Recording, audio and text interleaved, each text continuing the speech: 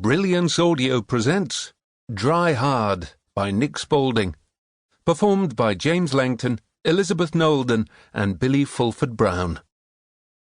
As the best man picks up his wineglass and proposes a toast to the happy couple, I am instantly transported back 2 decades to my own wedding reception. That's one of the best things about being drunk. It can bring memories back to the surface that you haven't had in years. And now, as this wedding's guests stand and raise their glasses, I can see all my family and friends doing the same thing in my hazy mind's eye. Beside me is sat the most handsome man I have ever met, the thick shock of black hair I love to run my hand through, the kind, clear hazel eyes that always look at me with nothing but love.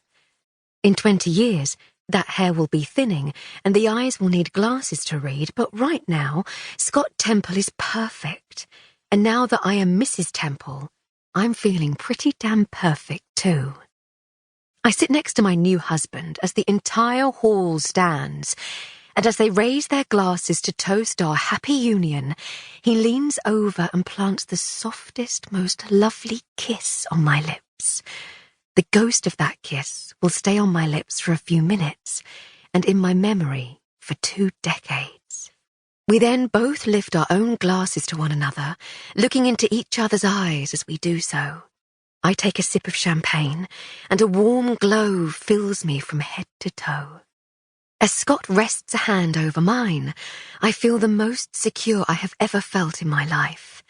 From this moment on, we will be together, and nothing in this world will be able to tear us apart. He will always be by my side.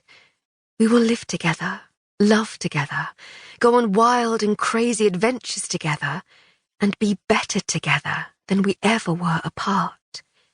That's what the warmth of his hand tells me as it closes gently over mine, enveloping my new wedding ring. Then Scott starts to shake my hand, for some reason. He shakes it harder and harder. Why is he shaking my hand like this? Why is he... Good fucking grief. This stuff is disgusting. I snatch the shot glass away from Matt's hand as fast as I can, eyes darting around the room to make sure no one has heard what he's just said. Watch it, will you? I exclaim through gritted teeth. They've been working on this drink for months. If anyone hears one of the company's staff saying that, it could sink us.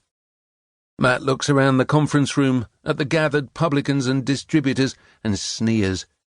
Please, this lot are mostly here for the buffet, and are all probably pissed on the bog-standard stuff already.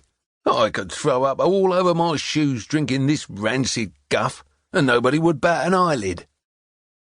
This rancid guff is Camberwell Distillery's latest attempt to bring something new to the gin market, a strange amalgamation of the distillery's gin, orange essence, and fiery cinnamon that somebody with deep-seated psychological problems thought should be called Gin Forks and should be launched a whole month before bonfire night at a gala event held in the distillery's conference room.